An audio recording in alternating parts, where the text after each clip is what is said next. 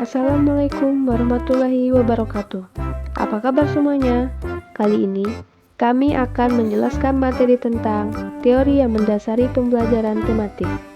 Nah, sebelum masuk ke materi, kami akan menyebutkan anggota kelompok kami, yaitu dimulai dengan saya sendiri, Urai Audita Khairunisa, dan teman saya ada Nurul Hidayanti, Sabrina Sinka, dan Syabarudin. Nah, untuk materi yang pertama yaitu teori perkembangan Jean Piaget. Teori perkembangan kognitif Piaget adalah salah satu teori yang menjelaskan bagaimana anak beradaptasi dan menginterpretasikan dengan objek dan kejadian-kejadian sekitarnya. Bagaimana anak mempelajari ciri-ciri dan fungsi dari objek-objek seperti mainan, perabot, dan makanan, serta objek-objek sosial seperti diri, orang tua, dan teman. Teori ini menekankan bahwa anak-anak membangun secara aktif dunia kognitif mereka. Artinya, segala informasi tidak sekedar dituang ke dalam pikiran mereka dari lingkungan dan seorang anak melalui serangkaian tahap pemikiran dari masa bayi hingga masa dewasa. Teori ini dirancang untuk memengaruhi peserta didik dalam menemukan nilai-nilai pribadi dan sosial mereka. Berdasarkan hal tersebut, maka perilaku belajar anak sangat dipengaruhi oleh aspek-aspek dari dalam dirinya dan lingkungannya. Jadi, dapat dipahami bahwa teori perkembangan Jean Piaget ini merupakan teori perkembangan kognitif yang dimana kecerdasan sering berubah sesuai dengan pertumbuhan anak. Contoh dari teori perkembangan Jean Piaget, misalnya pada bayi yang sedang menggenggam dan memasukkan mainan ke mulutnya untuk menjelajahi dunia lewat sentuhan dan rasa. Materi selanjutnya akan dijelaskan oleh teman saya, yaitu Nurul Hidayanti. Selanjutnya saya akan menjelaskan teori konstruktivisme. Teori konstruktivisme yaitu teori ini menjelaskan bahwa suatu pembelajaran di sekolah perlu menekankan pada suatu pembelajaran yang bermakna sehingga suatu tindakan yang menciptakan dapat memberikan suatu hal yang bermakna dan menumbuhkan perkembangan anak. Menurut Islam Wiyanti dalam Atiyah dan Subiantoro tahun 2021, bahwa pengetahuan merupakan hasil konstruksi atau bentukan. Pengetahuan selalu merupakan akibat dari suatu konstruksi kognitif dari kenyataan yang terjadi melalui aktivitas seseorang. Berdasarkan pandangan konstruktivistik, belajar merupakan suatu proses pembentukan pengetahuan. Pembentukan ini harus dilakukan individu belajar. Dia harus aktif melakukan kegiatan, aktif berpikir, menyusun konsep, dan bermakna tentang hal-hal dipelajari. Teori konstruktivisme memahami belajar sebagai proses pembentukan atau konstruksi pengetahuan oleh pembelajaran itu sendiri. Menurut pandangan konstruktivisme, belajar merupakan suatu proses pembentukan pengetahuan. Menurut Atiyah dan Subiantoro tahun 2021.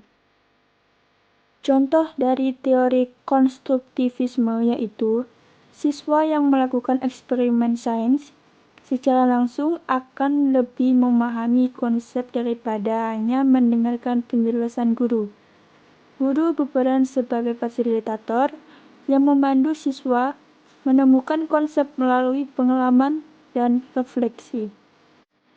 Materi selanjutnya akan dijelaskan oleh teman saya, yaitu Sabrina Sinka. Selanjutnya yaitu teori Bandura. Menurut Yanuardianto dalam Taman Siswa 2023, teori pembelajaran sosial Albert Bandura adalah pembelajaran dengan mengamati dan bertindak. Inti mengamati adalah pemodelan yang mencakup pengamatan terhadap aktivitas-aktivitas yang benar, mengkode secara tepat kejadian-kejadian ini untuk dipresentasikan di dalam memori, melaksanakan performa aktual perilaku dan menjadi cukup termotivasi. Teori pembelajaran sosial ini dikembangkan oleh Tarsono dalam Taman Siswa 2023.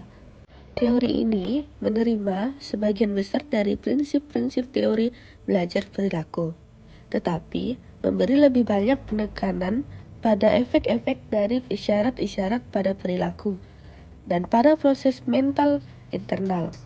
Salah satu asumsi paling awal mendasari teori pembelajaran sosial Bandura adalah manusia cukup fleksibel dan sanggup mempelajari bagaimana kecakapan bersikap maupun berperilaku.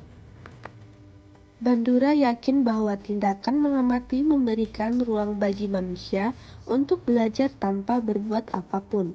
Manusia belajar dengan mengamati perilaku orang lain.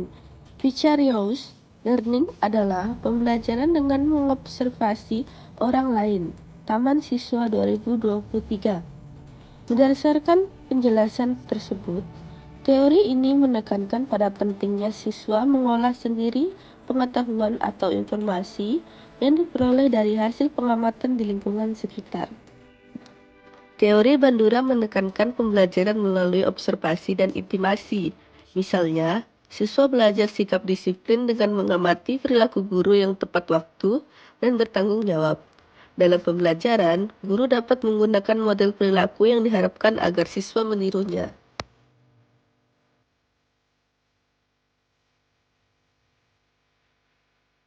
Selanjutnya yaitu teori Vygotsky, merupakan teori yang menekankan pada hubungan siswa pada interaksinya dengan sosial budaya, sehingga dapat mengembangkan kemampuan dan kecerdasan kognitif siswa, dan juga siswa akan mendapatkan pengalaman bermakna serta aktif dan kreatif dalam menghadapi masalah sosial yang ada. Teori Vygotsky menekankan pentingnya interaksi sosial dan budaya dalam perkembangan kognitif anak, khususnya melalui zona perkembangan proksimal.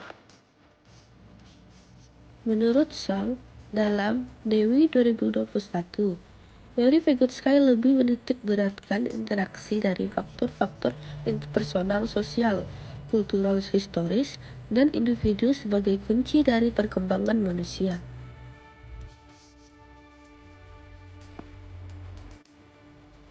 Pada teori Vygotsky, biasanya sering dikaitkan dengan teori konstruktivisme karena pada teori tersebut, anak-anak dapat membangun perkembangan dan kecerdasan kognitifnya melalui interaksi sosial budaya. Contohnya, seorang guru atau teman sebaya yang lebih kompeten membantu siswa menyelesaikan tugas yang belum bisa mereka kerjakan sendiri. Seperti saat anak belajar membaca dengan bimbingan guru. Pembelajaran kolaboratif dan diskusi kelompok menjadi strategi utama dalam teori ini. Teori belajar Burner mengemukakan bahwa pembelajaran harus melibatkan proses penemuan atau discovery learning dan melalui 3 tahap kognitif. Yang pertama, enaktif atau melalui tindakan, yang kedua, ikonik melalui gambar, yang ketiga, simbolik melalui bahasa dan simbol. Teori pembelajaran ini menjelaskan bahwa suatu pembelajaran di sekolah perlu menekankan pada suatu pembelajaran yang bermakna, sehingga suatu tindakan yang menciptakan dapat memberikan sesuatu hal yang bermakna dan menumbuhkan perkembangan anak. Contohnya dalam belajar, siswa diajak menggunakan benda konkret atau enaktif, kemudian gambar, ikonik, dan akhirnya simbol angka atau simbolik. Dengan demikian materi teori yang mendasari tematik, semoga dengan memahami materi ini dapat membantu kita dalam menganalisis dan memahami tema dengan lebih baik. Assalamualaikum warahmatullahi wabarakatuh. Thank you.